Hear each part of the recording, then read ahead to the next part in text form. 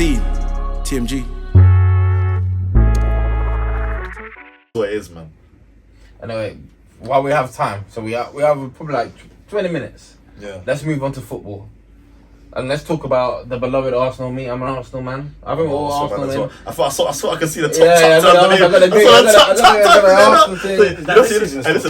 This season. And actually, I'm a real Arsenal man because I could see the top. Like, yeah, he's an Arsenal fan. Still, yeah, you get me. Come on. He's an Arsenal. But who you support? That's what Arsenal. Oh, cool. I'm between the Arsenal gang. That's cool. Yeah, I was worried. I was getting worried. I thought you called me an Arsenal pessimist. He's a pessimist. Yeah, I agree with you. Sometimes it's hard. Sometimes it was hard to support Arsenal. We've been through the tough era. We're young fans. It's hard, but it's still hard, bro. You still think it's still hard? I think it's hard. I think people are much more confident to say that Arsenal fans now. Of course, yeah, because we're doing pretty well, but I'm still not good enough for what I came up supporting Arsenal as. Everything's harder now. Can I tell you something? Yeah, I'm just gonna tell you one thing. I'm just gonna be honest with you. Yeah, man's an Arsenal fan. I've got footage of me all over the internet ranting and raving about Arsenal. But I'm just gonna tell you that honestly, bro. We have to just understand we've come a long way from where we was. I'm not even gonna act like we shouldn't have won the league last season because we should have.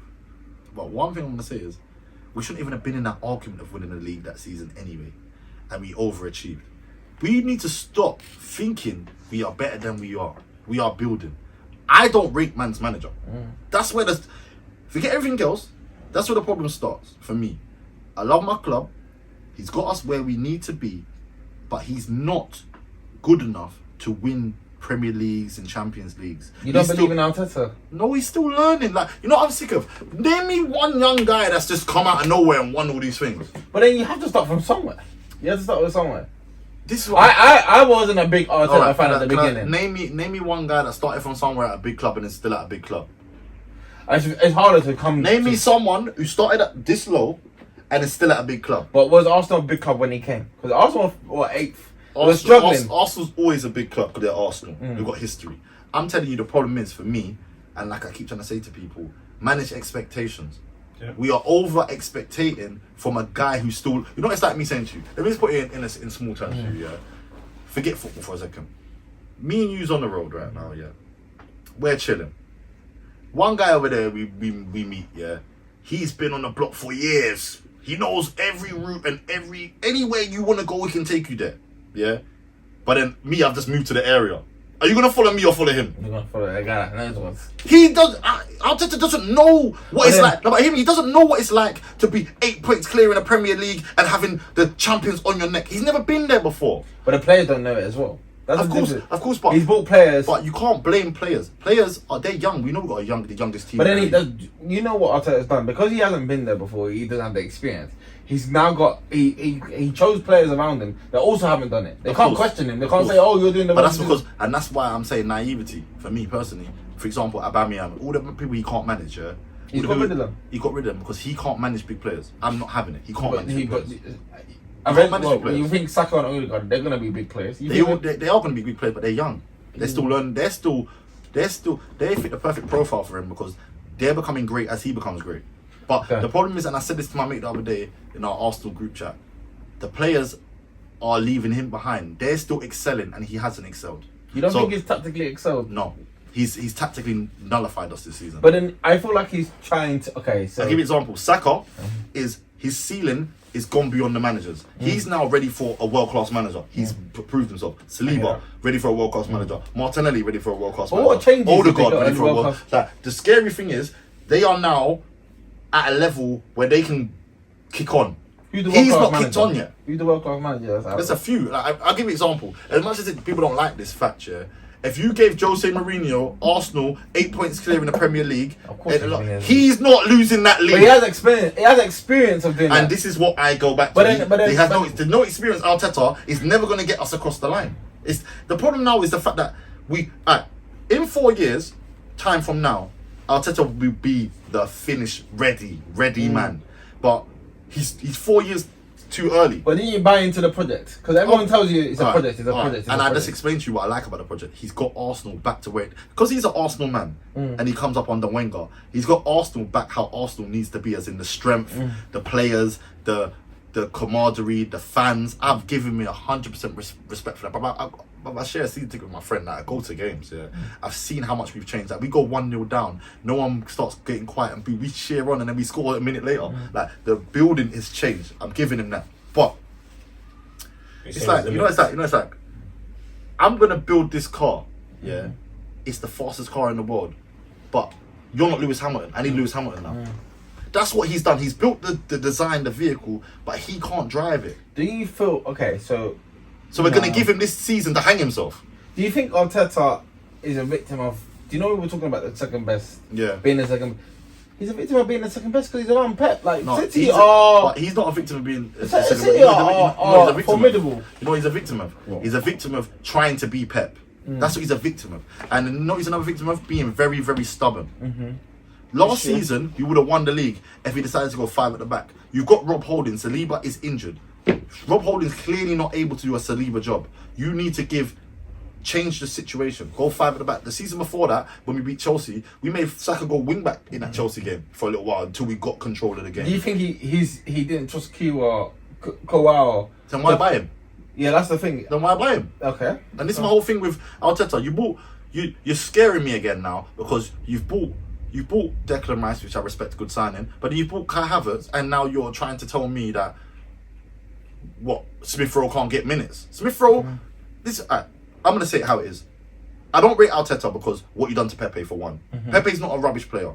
Pepe got better stats than all those men. Yeah, you ruined Pepe because he didn't fit your system. I don't like that. I don't like that. That shows me that you're not a good manager. Wenger would have had that guy free flowing, balling out. You made him look moist. You made him look so moist he can't even get signed to another big club. He's gone to some mad club wherever he's gone. Yeah. So taking a mad discount. Yeah, that's one I don't rate. 2, any person who's dug you out of a hole, you then bury. Smith Rowe saved your whole season last season, bruv. Like, man, and maybe it's like Smith Rowe's like family related. Like, man chats to his dad. Man can't get no minutes. I feel like even when so if we go back, we've talked to. Do you think Kai Havertz is better than Smith Rowe? No way. 2020 when he had to use Smith Rowe, so it was a Chelsea game. Things around Christmas. Do you know he was our top goal scorer at one point? Yeah, it was the season before last. Yeah. And that in itself. Hasn't he had injury issues though? Yeah, had injury issues, but your injuries is over and he's back. He's played in the under-21s for England. Do you think you would have sold him to Chelsea if Chelsea paid the piece? I personally think he was going to sell him, but the reason he didn't sell him because he realised that uproar he would have got from the fans. Smith was a fan favourite at Arsenal. But do you feel? I think Arsenal fans. Some people love Arteta to the point they wouldn't have questioned them. I hear that, but now his head's on the chopping board. He's up. That Kai Havertz signing, yeah, and this season, the things he's done, playing party right back, that in itself is mental. I think it was trying to decide if Zinchenko was to get injured, what would he do? You do that in pre-season. You never done that in one. Brother, I watched you never done that once in pre-season, but you want to try that in big Premier League games. Are you taking the mick? Like, I'm gonna tell you right now, I was at the last games of the season. I was there when we lost 3-0 to Brighton. Try. I was at the stadium. I left at 2 goals down, and by the time I walked down the road, they had scored a third. So I'm telling you right now, see Arteta. If I'm just gonna be honest with you, I love him. He's done a good job, but his own ego and stubbornness is gonna be his end. He's gonna fall on his own sword. That Kai Havertz sword is gonna kill him. I think he can escape Kai Havertz because every team has a bad big signing. Yeah, he can probably escape. No. The bad big signing is not the issue. The issue is the stubbornness to keep playing him with no warrant of playing him. Well, you know this. If you buy a player, if you had a team, you brought a player in from, you're gonna try everything in your power to make him look like a success. No, I agree with you, but not at the detriment of other players that are actually playing well.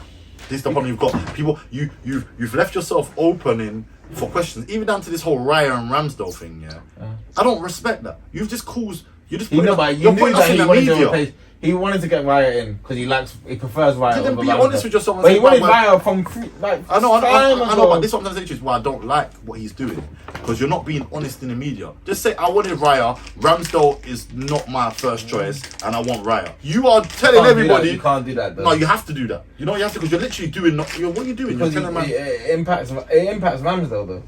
You have to keep a guy's confidence, because any time Raya can get injured, Ramsdale comes in. Yeah, I know, but you have to think about it. Too erratic. You have to think about it, yeah. I understand all that, but the problem I'm saying is how he goes about it in the press with the media is the problem I have. Forget all of You want what more he wants. honesty. Bruv, just be real, because you're not fooling anybody with your decisions. You're clearly doing what you want to do anyway, and you're trying to make it out. And then everybody's there's bare pressure on Ramsdale. Everyone's looking at him on the sidelines, and just say, bruv, listen, Ramsdale's my number 2 and Raya's my number 1 now. That's how I feel right now. Until further notice, he's got to work his way back into the team, because that's what's happening. He didn't play the derby, so you're just making the fans, confusing the fan base. And right now, we just had a good last season, nearly won the league, and now you're making us hot, bruv. You're baiting us up. What would you? So if you were the Arsenal manager right now, what would you do? What would be your preferred team? How would that go? What would you? First things first. It's like, if we got a fully fit team, no injuries, I would have Kai Havertz be on the bench as a sub, and I would always be subbing him on in the last 20 minutes of every game to play as a striker. I wouldn't play him in midfield. I'll be telling him, watch Giroud's tapes for Arsenal, and I'm going to use you like that. All I'm asking you to do is be in the box and be an aerial threat, hold up the ball and pass it to my left winger and right winger, and if you get lucky, head it in or get a tap in. Okay. Use your size. Use your size. Okay. Because So Giroud used to do that. Why? You think He's not a he'd be good midfielder. striker? Bro. I think he'll be a better striker than he is for us in the midfielder. In the Charity Shield, Yeah, chance. he done his job. Other than chance he missed, the hold up play, back it, like dealing with Diaz and Stones, winning it and bringing it down. I can work with that. I don't see me here. See Weghorst. You know I didn't mind him Because he was bringing it down. because he does what he did. Like, bro, I play football, bro. At some point, my legs went. I'm not fast anymore. But the one reason I was always getting in my team for my team, and shout out Eddie the coach, he'll tell you, is because I do the basics, and I guarantee you I'm gonna win the ball in the air and flick it onto the right to the guys that are gonna go to score the goals. I'm a team player. Be the team player and you'll be fine. It's when you start trying to you're trying to get Kai Havertz to do things he's not even good at. Like, but then you sold him the chance when he was to make the move. You told him, "Oh, I'm gonna play you." Yeah, he did. As a midfielder. Yeah, and you've done us an injustice, because all you've done is take away from Odegaard. You've killed Odegaard. Odegaard is now looking different. He's looking different. Like, he's still the man, but he's looking like, for me, my ideal team is playing Rice, Partey, Odegaard. That's my midfield. That'd be good, yeah. That's solid.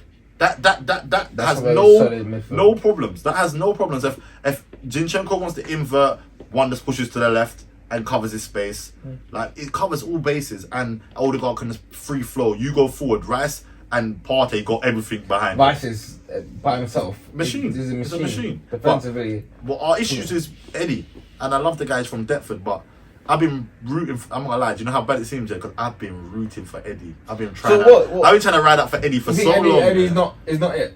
He's not a He's not striker. it, he's not At it. his quality, he's And you know what makes it worse? I don't rate Jesus either. But I don't rate Jesus. You don't think Jesus Jesus misses too many chances? You don't think Jesus does absolutely everything. But be a striker. No. Basically, he does everything but score. Yeah, that's. But score consistently. See with me why I don't rate Jesus, and I like him as a player. He's a good player for Arsenal. We need him in our Do team. you play him out wide? Yes. He's Then out where wide does for me. Martinelli go?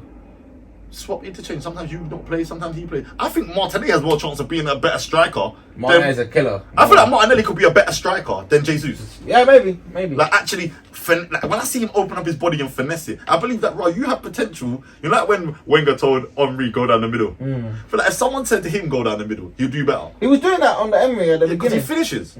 See, with Jesus, yeah, my issue is with him, and it's always going to be my issue with him, is, yeah, you're a maverick. I think you are a wicked player. You're like, see that Jack Grealish, for example. You're the man that we give the ball to, and you can just make things happen. You're a make things happen kind of guy. You're not a striker. And Eddie, you are a striker, but you're not the striker we need. I think. Like, Eddie at Crystal Palace, bro, is Be a bad one. getting mad amounts of goals. It's the pressure at Arsenal, for example, at Crystal Palace, he'll get a bag full of chances. At Arsenal, it's clutch. You get 3 maybe, because there's a lot of other man doing bits that are getting. So you got to share the limelight with Saka, Odegaard, this man. At Crystal Palace, Eddie's a Eddie's a vocal point. He's got everything's gonna go through him. At Arsenal, you get 3 in a game. Maybe if you're lucky, you get 3 opportunities. I think Eddie doesn't interchange. He's not an interchange kind of striker. Nope, you don't go on He's the more way. of a nuisance poacher. Yeah. But he's a sub. Only reason I'll keep him at Arsenal because he's a good sub. Bring Eddie on at a certain time in the Who's game. the striker in the market right now? Tony. I already want him. I've already started trying to chat to him. I'm tapping him up myself. I'm the agent. I'm the agent. The campaign to bring. I'm all like, yo, Tony, just roll up. He comes man. back in January, innit? Yeah, January, and we're on. We already made inquiries. Us and Chelsea. Ain't gonna go Chelsea. And then what's his thingy? It's worth 60. He's worth 60 M's. I'll pay 60 M's right now. And then what's his interview? Yeah, and he said about He that's wants to go to Arsenal, Liverpool. Arsenal. Yeah, he talks Liverpool. He wants to go to Arsenal. We get Tony. We're a whole different animal. Wait. Whole different animal. Tony's different though because Tony's an interchange kind of striker. And he's a beast. He's what Arsenal's been missing. Someone who's solid. And you know what he don't get ratings for? Well, you know what he doesn't get any ratings for, if I'm being honest, yeah? He's actually very technical. He's actually tidy. People think he's just I've seen his free kick like, technique, even his think that penalty he just, technique. Yeah, like, even Wait, think was that that penalties off Saka though? That's what people I don't care. I don't care. I don't care. Tony doesn't miss pens though. Listen, you're not understanding. I'm looking for one an against, English striker, bro. Newcastle. I'm looking for an English striker. You know why? He's proven in the Prem. He's English. Tony gets in Arsenal's team. I guarantee he starts for England. He scored 20 goals last season. For Brentford. Are you mad? And he's a bagged one. He scored 2 against City. He beat City single-handedly. That's what Arsenal need, a man that will beat City. Arsenal need to beat City this season. Oh God.